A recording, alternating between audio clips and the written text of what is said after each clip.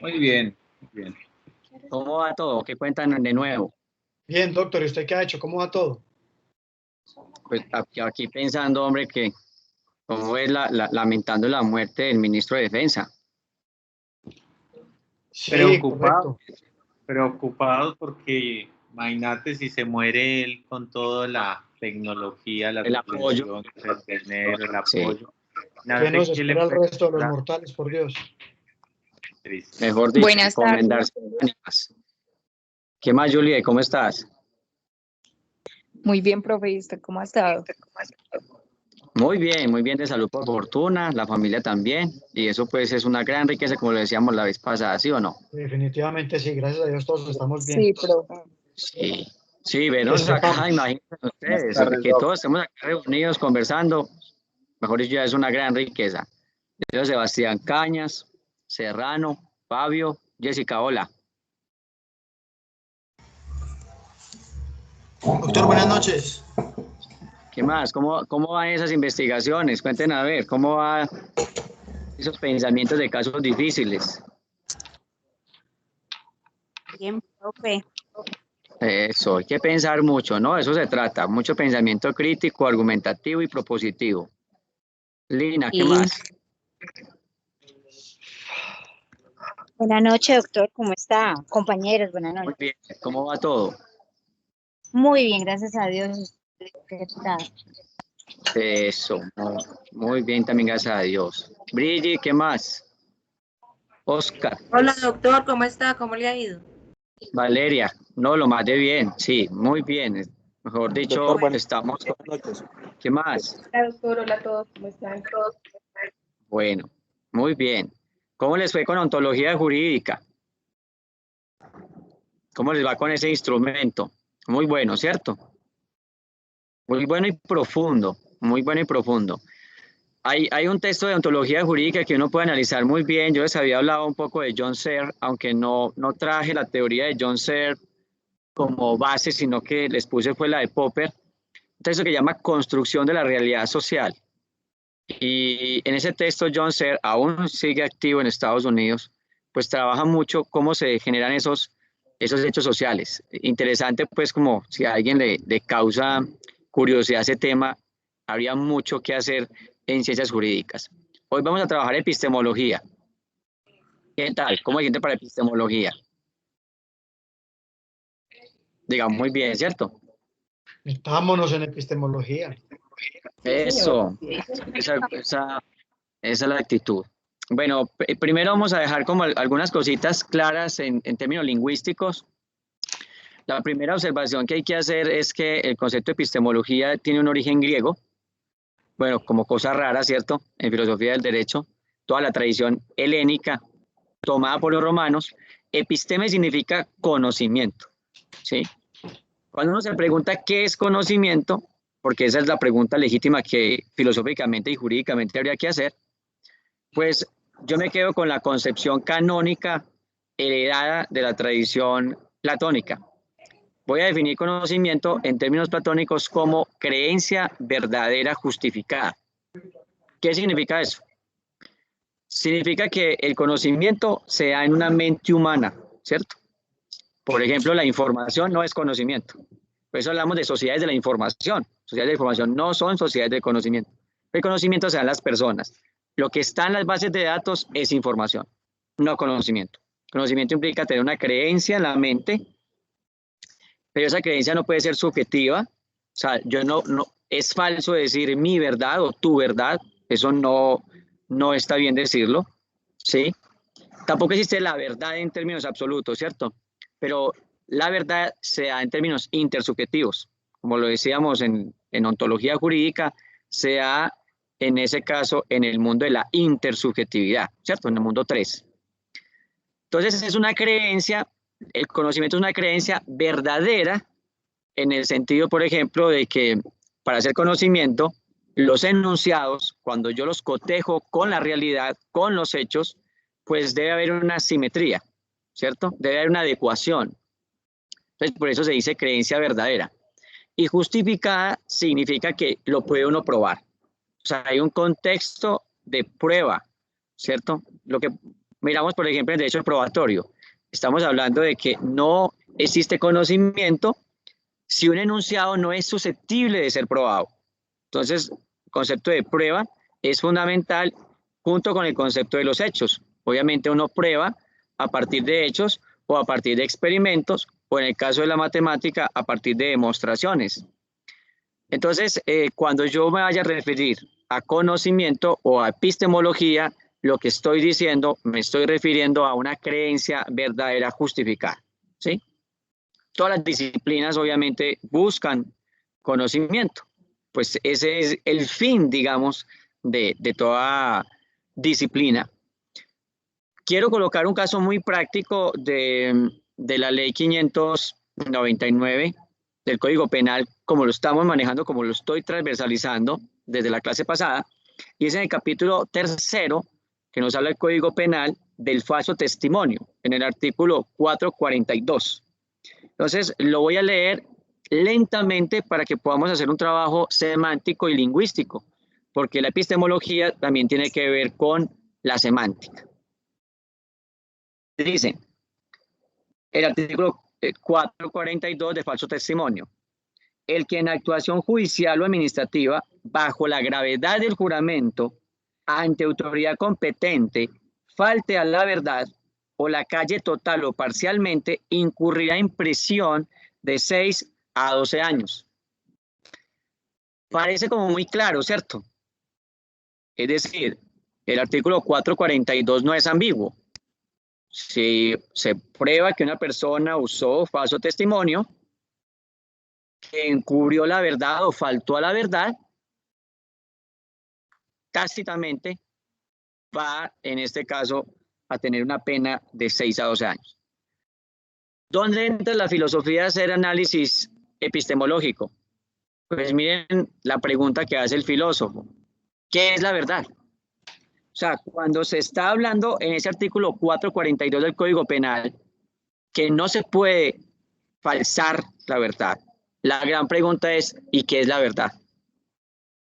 Y para sorpresa, en la epistemología no existe una definición de verdad. No, existen 3 corrientes acerca de la verdad, ¿sí? 3 corrientes principales que suponen que la verdad existe ontológicamente y semánticamente. Porque hay unas corrientes filosóficas que no creen en la verdad. Tampoco creerían en el Código Penal en este caso, ¿cierto? Por ejemplo, los escépticos.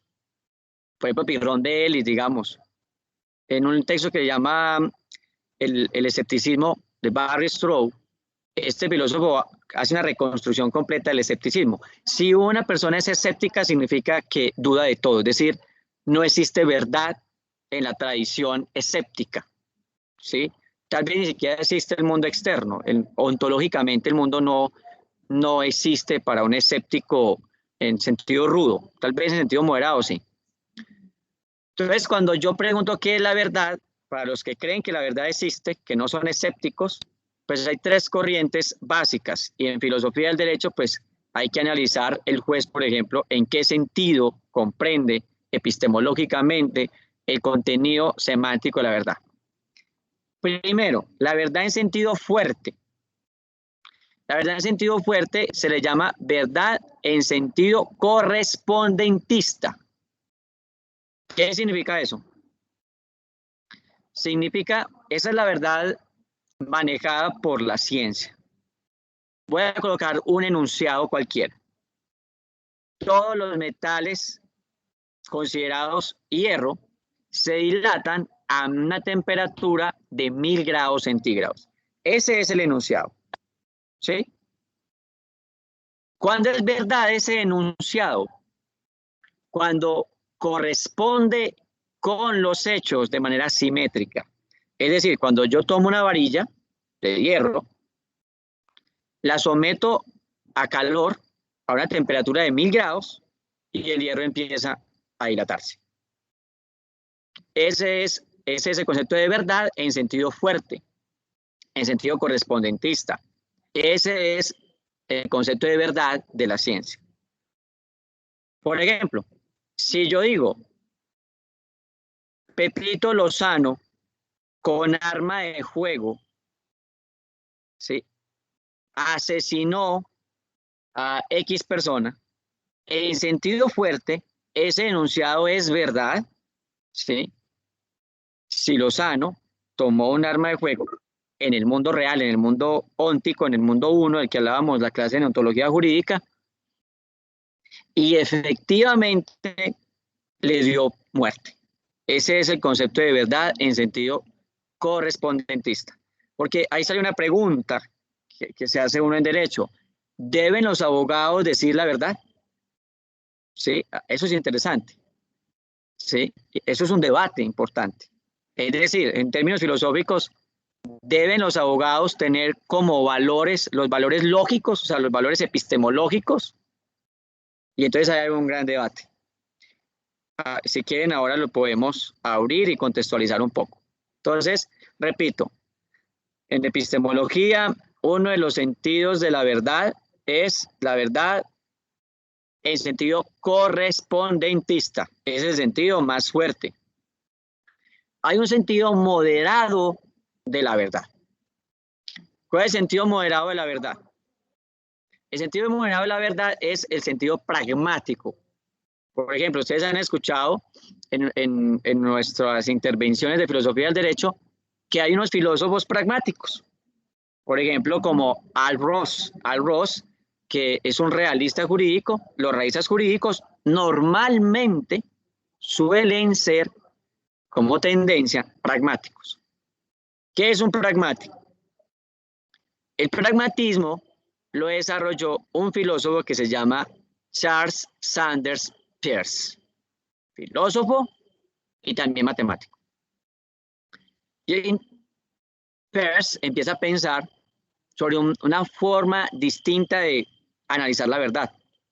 La verdad tiene sentido en el mundo humano, ¿cierto? O sea, uno no hablaría de la verdad de los animales o la verdad de otros seres. La verdad es una construcción humana. Entonces dice Charles Sanders Peirce que la verdad depende de las consecuencias prácticas que genera un enunciado. O sea, la verdad ya no se mira directamente en la confrontación del enunciado con las cosas, sino que el concepto de verdad se mira según las consecuencias que genera lo que se está diciendo. Ejemplo. ¿Es verdad que en Colombia se respetan los derechos humanos? Entonces uno puede colocar ese enunciado, uno puede decir, en Colombia se respeta los derechos humanos, se respeta el artículo 11, el derecho a la vida de todas las personas, especialmente la de los defensores de derechos civiles, los líderes sociales. ¿Es ese enunciado verdadero? ¿En sentido fuerte? No. Pues vemos que en Colombia se asesinan líderes sociales todo el tiempo. En sentido pragmático. Entonces vamos a mirar qué consecuencias se generan de ese enunciado. Las consecuencias de que Colombia es un país constitucional o que hace desde el 91 es neoconstitucionalista. Claro, lo defiende en términos formales. Cualquier persona pues puede buscar en el ordenamiento jurídico colombiano, en el bloque de constitucionalidad, y ve que existe tipificadamente o ve que existe de manera positivizada esa defensa a esos derechos y esa protección a lo que tiene que ver con líderes civiles o líderes, en este caso, que defienden determinadas causas sociales. Pero ¿qué consecuencias se ven en el mundo real? Bueno, las consecuencias que se generan es que vemos una muerte histórica sistemática de líderes sociales. Entonces, en sentido correspondentista y en sentido pragmático, vemos que ese enunciado resulta ser falso en ambas versiones. Hay una otra tercera versión, digamos, de la teoría de la verdad. ¿Cómo se llama esto? Teoría de la verdad. Se llama en sentido coherentista. Y tradicionalmente ha sido muy usada en el derecho. Por ejemplo, esa teoría de la verdad nos dice que un enunciado es verdadero si en otro conjunto de enunciados no hay contradicción. La verdad implica no contradicción. Esa verdad en sentido coherentista se ha visto mucho, digamos, en la matemática, en las ciencias formales, pero también se ha traído esa teoría de la verdad al derecho. ¿Cómo se ha traído? Pues imaginen ustedes que están en un juicio y empiezan a escuchar testimonios. Una persona que dice no haber matado a su esposa, por ejemplo. Siempre le pregunta la misma versión, la fiscalía le pregunta y él dice la misma versión. Cuando está frente al juez, él da su testimonio y da la misma versión. En diferentes momentos, él se le pide explicación y da la misma versión. No hay ninguna contradicción en lo que dice. ¿Qué puede uno suponer? ¿Qué puede uno imaginar? Puede uno imaginar que efectivamente esta persona está diciendo la verdad. Es decir, no hay contradicción. O lo contrario, está diciendo la falsedad, ¿sí? Cuando hay contradicciones. Entonces, ¿usted qué estaba haciendo el viernes 17 de agosto? Ah, yo estaba en un viaje de negocios. Y en otra entrevista le pregunta, ¿y usted qué estaba haciendo el 17 de agosto? Ah, yo estaba en mi casa trabajando. Pues, como hay una contradicción entre el enunciado y el conjunto de enunciados que hace parte, digamos, de la narrativa de eventos, entonces, ¿qué va a decir el ente investigador? Aquí hay una contradicción. Y esta contradicción no, entonces nos lleva a la falsedad, ¿cierto? Entonces, resumo. Desde el punto de vista epistemológico, existen por lo menos en la teoría del conocimiento 3 tipos de verdad. La verdad en sentido fuerte, que es la verdad correspondentista, la verdad en sentido pragmático, un enunciado es falso o verdadero dependiendo de las consecuencias que genera, si son útiles o no para la comunidad o la sociedad que lo está pensando, y la verdad en sentido coherentista. Las cosas, los enunciados son verdaderos si en una cadena de enunciados que narran un evento no existe contradicción. ¿Sí? Bueno. Profe, perdón. ¿Sí? ¿Puede ampliarme un poquito la verdad de lo pragmático, por favor? Qué pena, porque no me quedó muy claro. Listo. Charles Sanders Peirce es el que crea ese concepto de pragmatismo. El pragmatismo es una corriente filosófica muy fuerte que, aunque la inició Charles Sanders Peirce, por ejemplo en Estados Unidos, Richard Rorty la desarrolló y después empezó a aplicarse desde el punto de vista jurídico. El concepto de pragma significa práctico, ¿sí? ¿Qué es lo práctico? Entonces, pragmatismo significa ir al mundo real y analizar qué cosas resultan prácticas en ese mundo, qué cosas resultan importantes en ese mundo, para analizar si algo es verdadero o falso. Voy a colocar un ejemplo. El budismo. El budismo plantea 4 grandes verdades. ¿Sí? Primera gran verdad. Todo en el universo es sufrimiento. Esa es una gran verdad. Todos estamos condenados a sufrir. ¿Sí? Dice el budismo. ¿Sí? Segunda gran verdad del budismo. Todo sufrimiento tiene una causa. Tercera gran verdad del budismo. La causa del sufrimiento es el deseo. Cuarta gran verdad. Si suprimimos el deseo, suprimimos el sufrimiento. Y ahí sacan el camino para llegar a Buda, que es el camino óctuple. El camino pues de los 8 caminos, ¿cierto? ¿Qué significa eso desde el punto de vista pragmático? ¿Es verdad esos enunciados que nos dice el budismo son verdad? Habría que mirar en el mundo real qué consecuencias eso genera. Si yo creo que todo en la vida es sufrimiento, ya mi predisposición a sufrir es una predisposición importante. Entonces yo digo, bueno, estoy sufriendo, pues es que es completamente normal, todo el mundo es sufrimiento. ¿Cuándo sufro más? Según la causa, cuando yo deseo cosas. Por ejemplo, si yo deseara en este momento estar en Emiratos Árabes conduciendo un Ferrari, pero resulta que no, estoy aquí en otro contexto, pues me sentiría infeliz. Entonces, ¿qué es lo que me dice el budismo? No desee, suprima el deseo. Al suprimir el deseo, ¿cierto? Entonces, yo puedo, en este caso, no sufrir, que es lo que importa para el budismo. El budismo no busca ser feliz. El budismo lo que busca es la paz interior, la serenidad, alcanzar la tranquilidad, lo que los griegos llamaban la imperturbabilidad del ánimo, o sea, el ser impertérrito, la ataraxia. Es algo muy budista. Entonces uno ve en el mundo práctico y pareciera que eso funciona así. Pareciera que ser budista resulta ser práctico. Entonces, pareciera que eso es verdad, ¿cierto?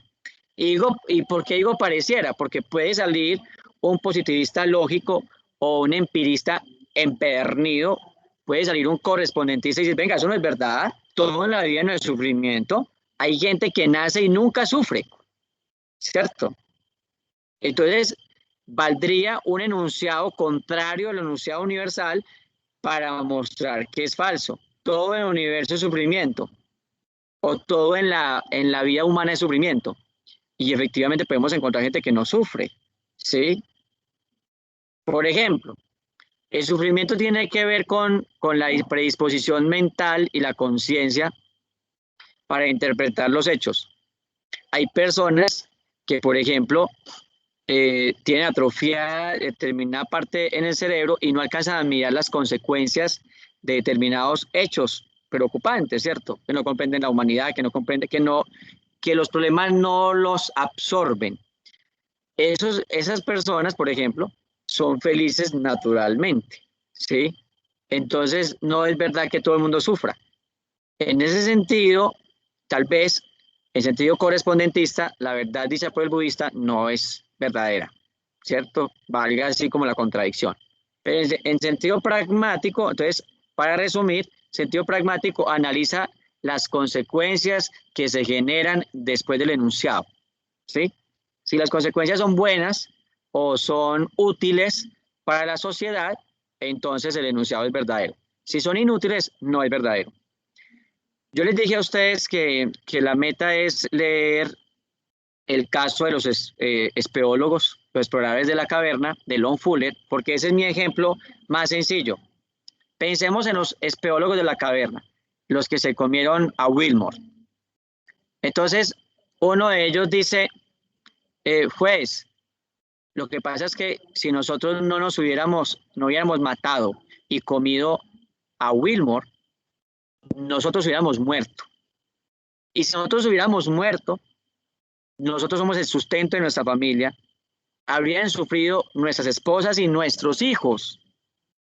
Y además de eso, nuestra profesión, cada uno tenía una profesión, hubiera ido en detrimento de la comunidad a la que pertenecemos.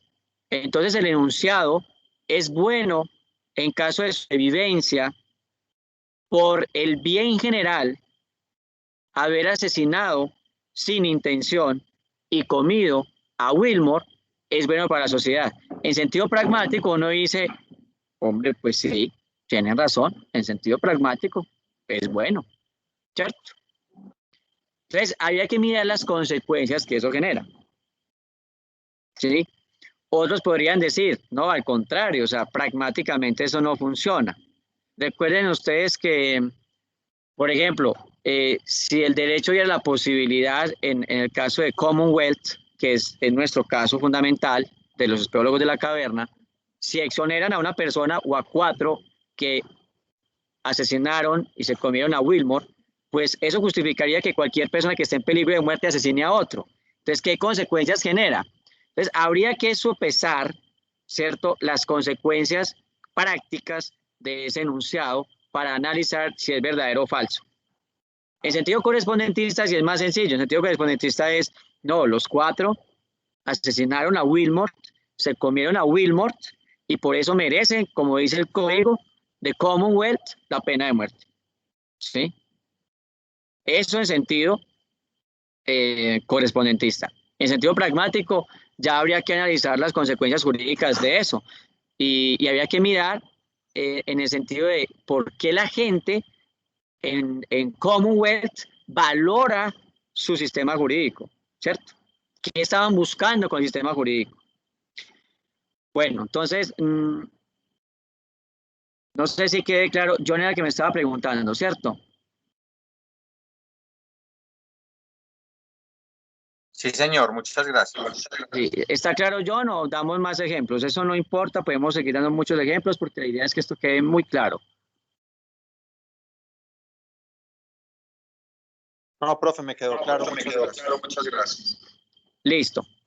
Porque eso aquí se complica un poco más cuando seguimos en la alternativa subiendo, ¿cierto? Bueno.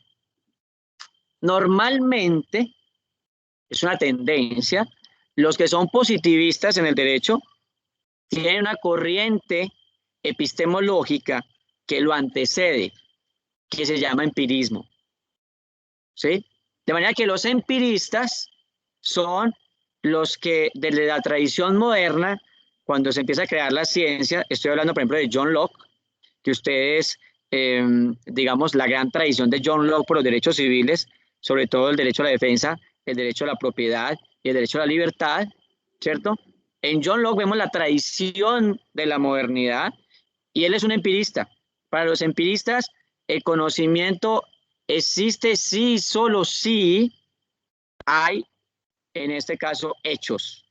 O sea, el conocimiento llega a través de los sentidos. No hay otra posibilidad. Lo decía John Locke en el ensayo del entendimiento humano, nada existe en la mente que antes no haya pasado por los sentidos. Es decir, en otros términos, no podríamos hablar de derechos humanos universales, ¿cierto? No, porque es una idea abstracta. Lo que podríamos decir es que en determinados contextos históricos, los humanos se han puesto de acuerdo para circunscribir, delimitar y promulgar los derechos, ¿cierto? Esos son los empiristas.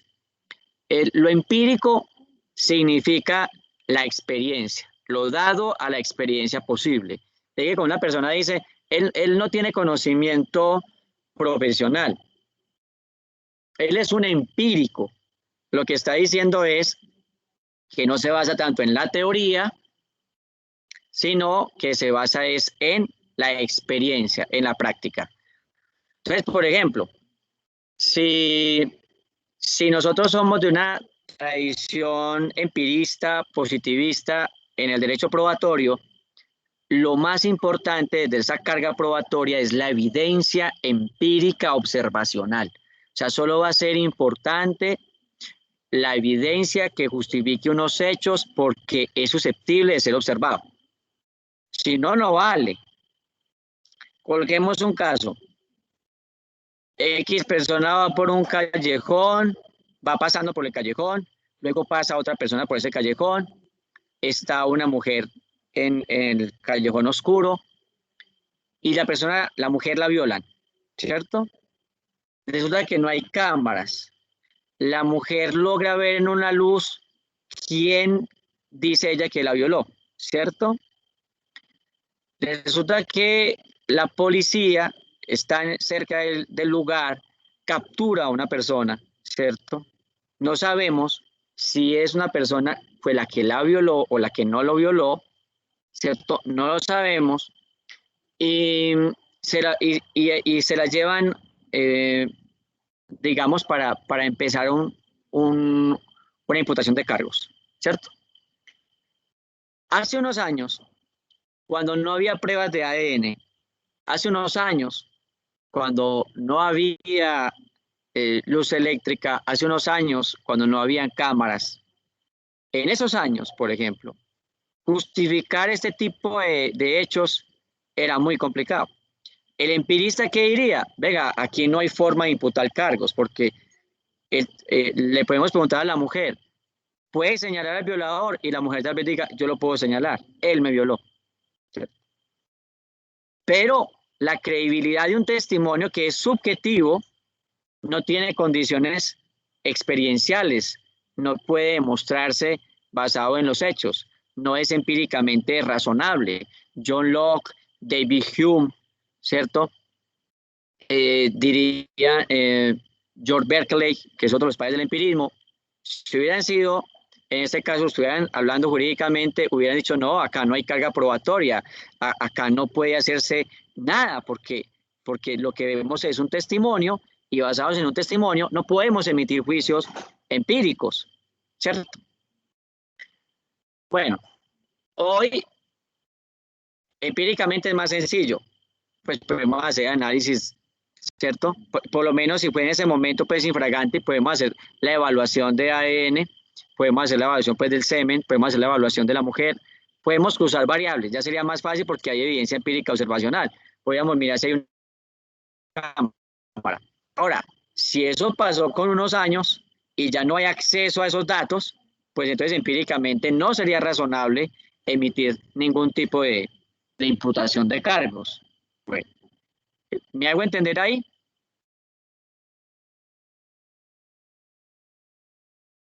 Sí, doctor, sí, señor.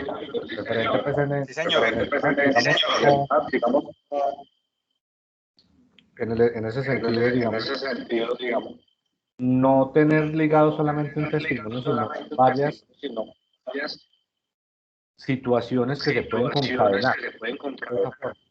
Pruebas, testimonios, y no solamente eso, no solamente la parte testimonial de la cual usted hablaba, sino que para poder, digamos, llevar la responsabilidad de ese juicio de valor es demostrar que la responsabilidad fehaciente de una persona, o no tener como tan a la ligera eso. Claro, Triviño, porque es que hay un caso, un testimonio, ¿en qué mundo está? Ontológicamente, desde el punto de vista de la ontología jurídica, ¿en qué mundo está un testimonio?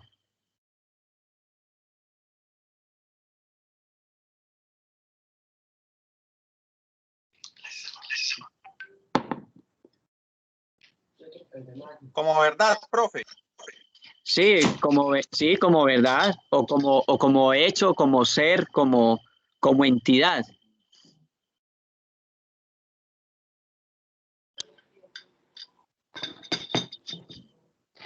Está en la Pues si creencia lo de quien vemos lo como rinde. verdad, sería como... Perdón.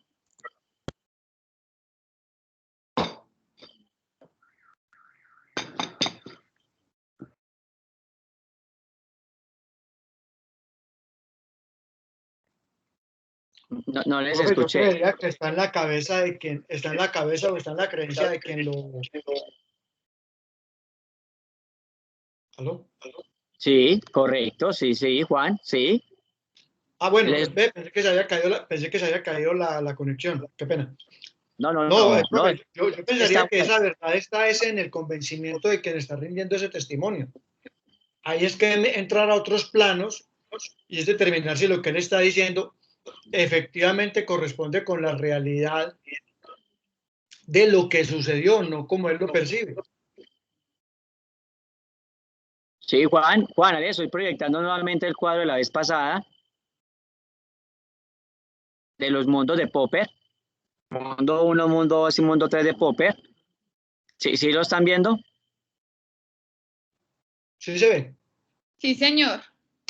Listo, entonces está en el mundo 2, como dice Juan, está en el mundo de la conciencia, está en el mundo de los estados mentales, está en el mundo de cómo me siento, cómo soy, está en los juicios subjetivos, y eso en derecho, pues, hay un derecho subjetivo, por supuesto, pero ya para una carga punitiva, ya para establecer unas condiciones jurídicas de imputar la culpa a una persona, pues no se puede, porque estamos hablando de un mundo 2, un mundo de percepciones individuales, ¿cierto?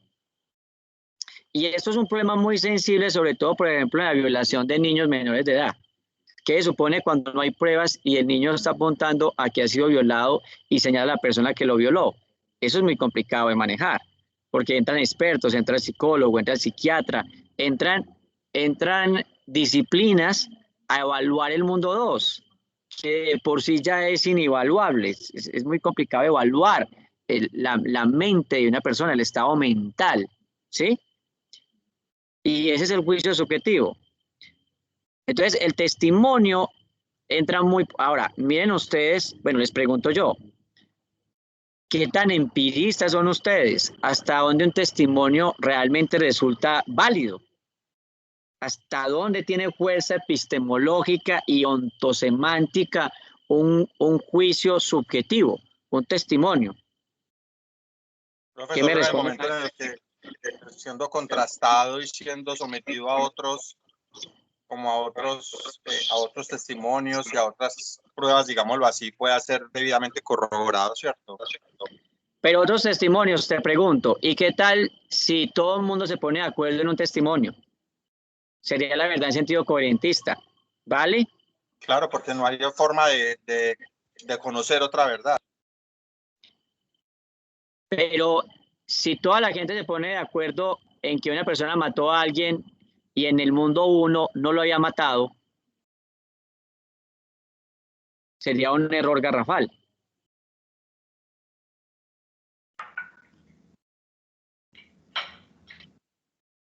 Ok. Doctor, en ese sentido, pues, no sería como una adecuación, por decirlo de esa forma, lo que usted está diciendo, por decirlo en muchos casos que pues, uno ha escuchado, digamos, en Estados Unidos, o pues no acá puntualmente, pero sí en Estados Unidos, de que hay personas que están purgando unas penas altísimas, 25, 30. Y luego de todo un desarrollo de defensa judicial, se logra demostrar que digamos, los testigos o que, digamos, los señalamientos no fueron precisos, o digamos que coincidieron unos sí, pero que digamos no tenían la suficiente carga probatoria para demostrar la responsabilidad, pero que aún a pesar de eso, eso fue utilizado para encontrar penalmente responsable a esa persona. Sí, o sea, digamos es el escenario que se está colocando. Entonces, solamente que en el mundo 1 eso no sucedió, no había la certeza, pero que en el mundo 2 la conciencia se adaptó de tal forma de que se hizo creer que eso fuera verdad. Entonces, digamos, eso se ve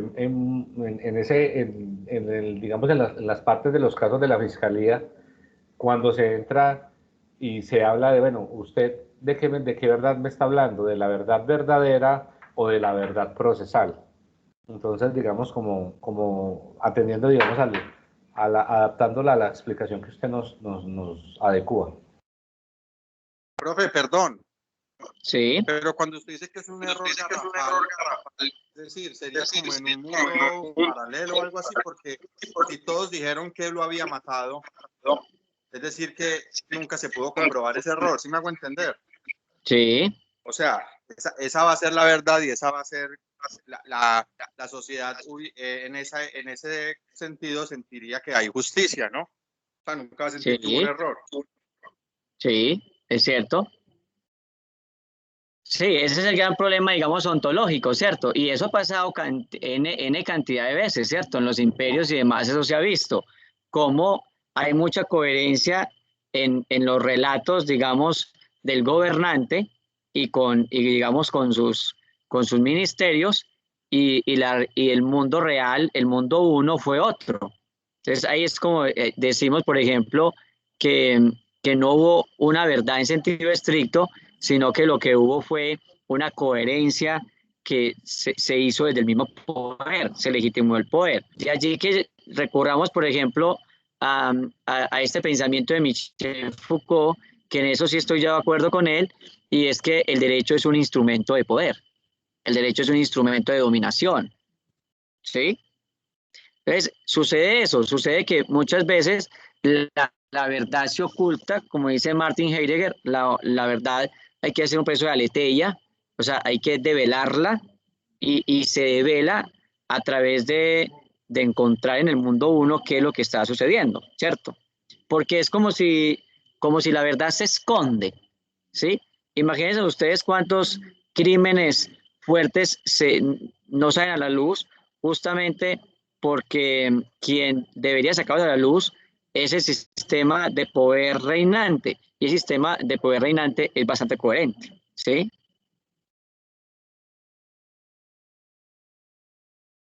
Es, por ejemplo, como lo que vemos con los nazis, ¿no? Yo creo que todos estaban de acuerdo, por lo menos del sistema de poder, en que era verdadero los juicios que decía Hitler.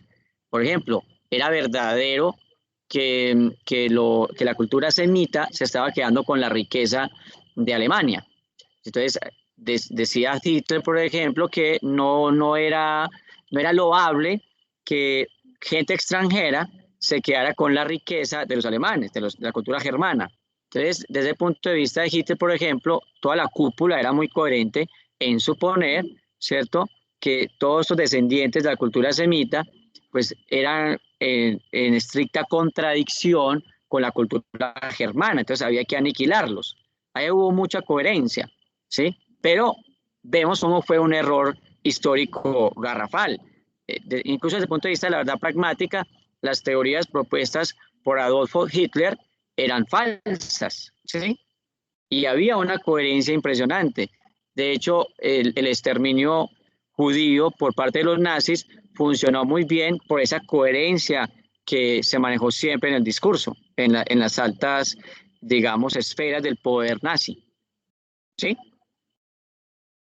¿O qué tiene para decir a ese respecto?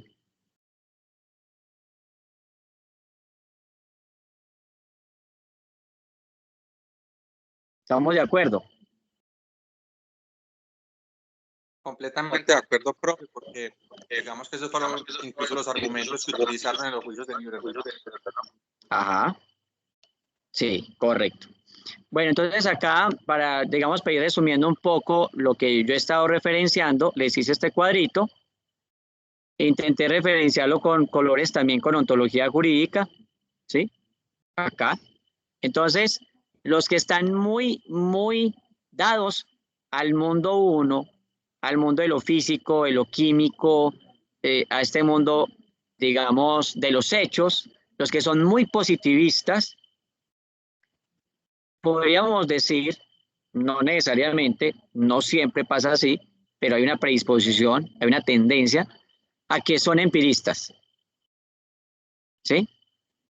Pues, por ejemplo, si alguien se siente muy kelsiano o si alguien se siente muy como Gilbert Hart, seguramente tiene una base empirista importante. ¿Sí? Entonces, para resumir, el empirismo prevalece la experiencia sobre la razón. Entonces, ¿qué es lo real? Lo real son los hechos, lo real es la experiencia. ¿Sí? Yo observo que el dispositivismo lógico, metodológico y sociológico, o sea, el dispositivismo en general, diría que una parte importante, no toda, de realismo jurídico tiene una base empirista. ¿Sí? De hecho, por ejemplo, recuerden ustedes en todo lo que tiene que ver con Lon Fuller, con este caso, los exploradores de la caverna, ¿qué hace el realista jurídico allí? Lo que hace es buscar en la sociedad. Él va y pregunta en el mundo 1, bueno, él va y pregunta, bueno, ¿ustedes qué piensan de todo esto? Él no se pone a pensar racionalmente, él va a los hechos, él busca una verdad pragmática. La verdad del empirismo es una verdad sobre todo correspondentista, pero también podríamos decir que tiene mucho de pragmatismo, ¿cierto? Allí entonces yo sitúo a Austin, a Gilbert Hart, por supuesto el positivismo metodológico de Kelsen, y podría situar, tal vez no le gustaría mucho a Al Ross, pero también situaría mucho el positivismo sociológico. ¿Sí? Problemas de esto. El problema, digamos, del positivismo en general y recurrir tanto a los hechos en general nos puede llevar a un relativismo sociológico, moral y jurídico. ¿Qué significa eso? Pues significa de que si nos vamos a los hechos, cada cultura tiene hechos diferentes, cada estado o nación puede tener una constitución diferente, entonces eso nos daría que pues todo vale dependiendo para la comunidad donde vaya, ¿cierto? Ese es como el problema que yo veo con relación a a una base muy fuerte de empirismo. Siempre que estamos en la tiranía de los hechos, en la tiranía de lo empírico y buscamos la verdad solo en los hechos, nos puede pasar esto de relativismo, ¿sí? Y pues lo que ustedes ya saben, ¿no?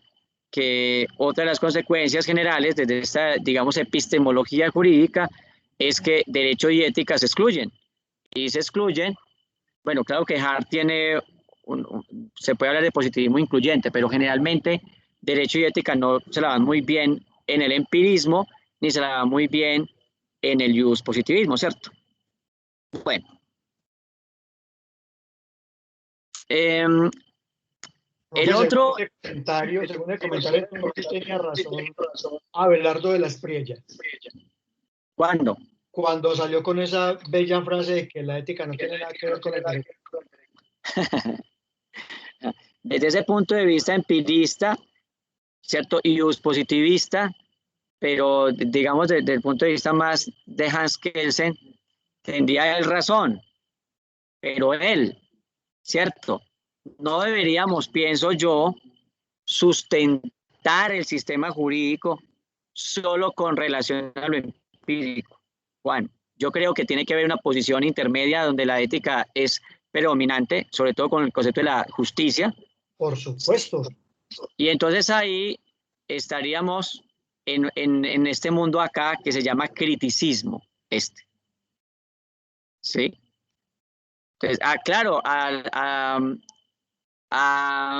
él le queda muy fácil defender el relativismo, pero vemos que vamos a ver la semana siguiente, cuando hablemos de ontología jurídica y axiología jurídica, que nada más alejado de la realidad. Si queremos hacer democracia, justicia y demás, tenemos que tener una relación estrecha entre derecho y ética.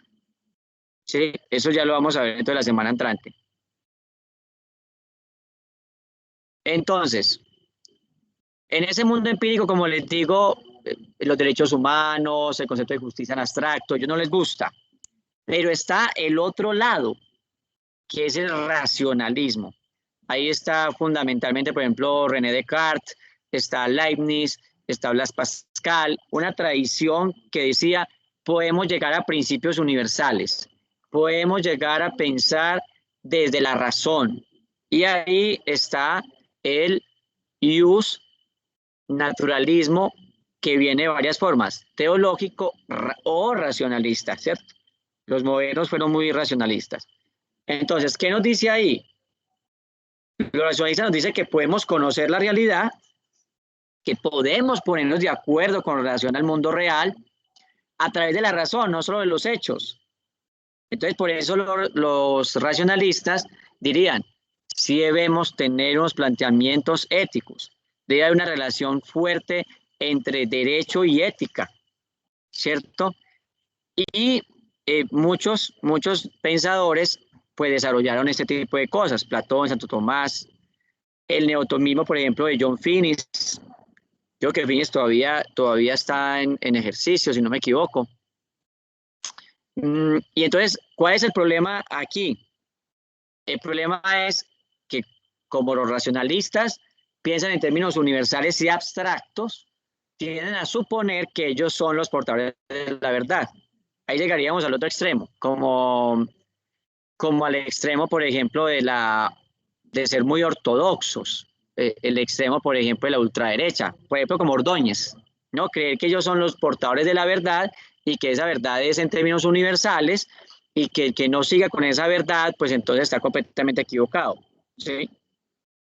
Ese es el extremo, ¿sí? Yo pensaría que eso nos puede llevar al totalitarismo y al absolutismo. Son las consecuencias como negativas que yo veo de esa epistemología. La otra epistemología es esta, la gran base que a ustedes les gusta y yo me siento muy bien cuando ustedes hablan de Immanuel Kant, porque desde la crítica de la razón práctica, la crítica de la razón pura, la crítica del juicio, prolegómenos a la metafísica de las costumbres, la metafísica de las costumbres misma, la paz perpetua, ¿cierto? La historia del hombre en sentido cosmopolita. Esa gran contribución de Kant al pensamiento moderno y a la teoría del derecho, pues es lo que yo veo que es una ruta para fundamentar la dignidad humana, para pensar los juicios sintéticos a priori, o sea, juicios universales basados en la experiencia, como en los que se fundamentó los derechos humanos, como en los que se fundamentó la ONU, como en los que se funda el derecho internacional humanitario, como en los que se funda la Corte Penal Internacional. Esa es la base del criticismo kantiano, ¿sí? Eso es lo que esperamos del mundo hoy en día. Juan, sí. Eso es, Juan, correcto, sí, señor. Esta sí es la que, con esta habría que darle palo a la Espriella. Hay que decir, hermano, pues usted que nunca leyó acá, nunca escuchó autonomía, o sea, usted qué es lo que quiere, solamente quiere dinero y no quiere nada más. Quiere dinero, poder, lo que quiere es una plutocracia, ¿cierto? ¿Sí? O sea, es un plutócrata, o lo que decía Joseph Stiglitz en las brechas sociales, son movimientos dinerocráticos, ¿cierto? Y ahí sí hay un problema, pues, complejo, ¿cierto? Eso viene milenariamente desde la tradición plutocrática helenística, ¿cierto? Para resumir, razón y experiencia se codeterminan. Dice Kant, no hay posibilidad de que un humano construya teorías si no es a través de la experiencia. Pero tampoco es posible, si no tuviéramos cerebro, si no tuviéramos mente, si no tuviéramos razón, no sería posible ordenar toda la información que nos llega de los sentidos de una manera coherente y hacer teorías. Entonces, para el criticismo kantiano, la razón y la experiencia se codeterminan, se unifican y hacen posible una teoría coherente de la realidad, de la ontología, de la epistemología, de la ética y posteriormente del derecho. Entonces, para mí... Sí. Qué pena interrumpirlo, profe, pero es que... No, bien pueda, interrumpa las veces que quiera.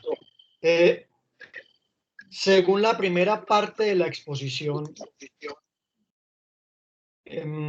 Albert Einstein no podría haber desarrollado su teoría de la relatividad, pero con la segunda parte de su planteamiento sí.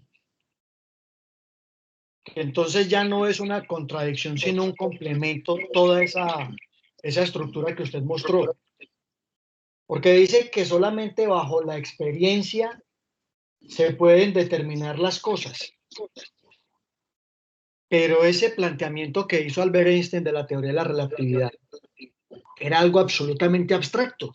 No había evidencia tangible de que eso era cierto, sino hasta ahora. Así es, Juan, correcto. Él tenía en su racionalidad, ¿cierto?, unos pensamientos sobre la curvatura del espacio, sobre cómo se comportaba la luz, ¿cierto?, que luego se desarrolló la teoría ondulatoria de la luz y luego la teoría corpuscular de la luz, pero la teoría comprobó que efectivamente la luz no seguía líneas rectas porque el espacio no era plano, como Isaac Newton lo había escrito en Principia Mathematica de Filosofia Naturae, sino que el espacio era curvo. Entonces, la luz se comportaba, en este caso, en forma del espacio, en una forma curva.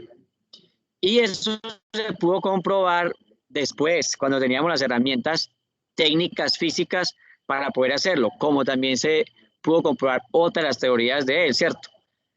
Entonces fue un desarrollo conjunto entre la razón y la experiencia lo que lo hizo posible. Es como si en términos jurídicos dijéramos hoy, miren, como hablamos la clase pasada, debe haber un derecho universal y es el derecho a comer. Nadie puede estar sin comer, ¿cierto? Ese debería ser un derecho universal. Nadie puede acostarse sin comer. Entonces, empíricamente diría, no, la gente puede acostarse sin comer, el que no trabaje, que no coma, ¿cierto?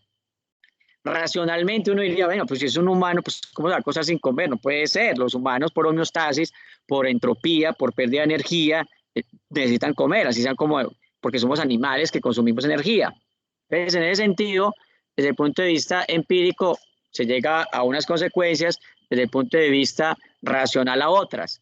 Entonces puede que hoy no tengamos esa posibilidad universal de decirlo, pero puede que más adelante los humanos tengamos un modelo diferente donde la gente, toda la humanidad puede comer y no se nos mueren 200 millones de personas al año de hambre por causas relacionadas con el hambre o la desnutrición.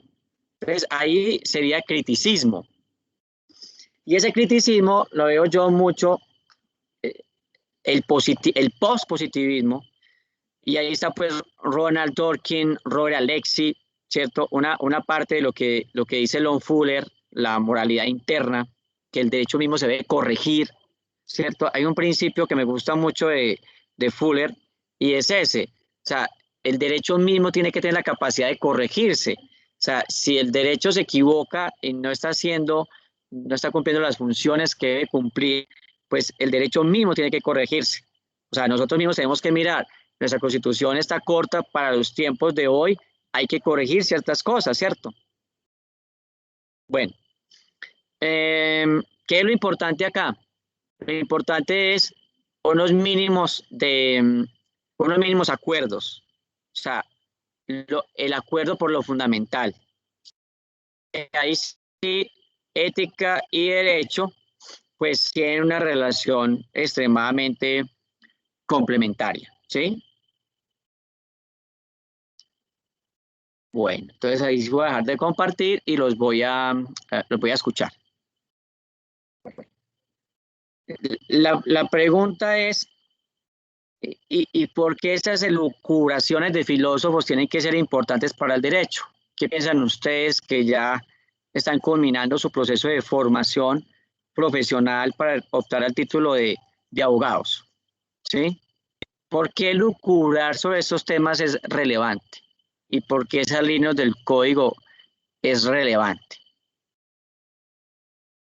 Doctor, yo creo que así avanza el derecho.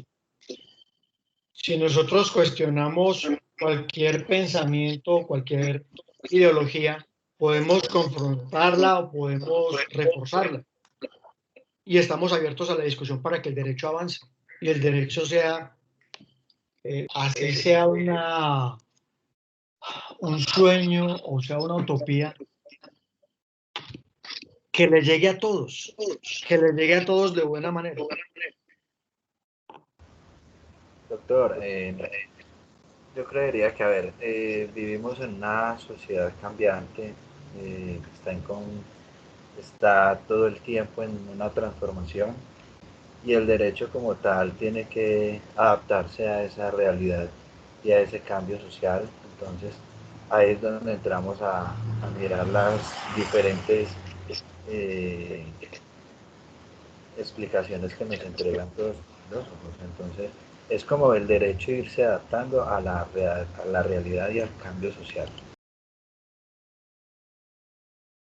Profe. Eso sí, lo que dice Fabe es importante porque por eso hablamos, y me gusta el concepto de John Searle, construcción de la realidad social, ¿cierto? Porque es que la realidad social no es que está terminada. Por eso se habla de la estática del derecho y la dinámica del derecho. En teoría pura del derecho, Hans Kelsen nos hace esa distinción tan interesante. Una cosa es la estática y otra cosa es la dinámica. La dinámica de la sociedad hace que el derecho se dinamice, ¿cierto? A veces pasa una doble dirección. A veces el derecho interviene en la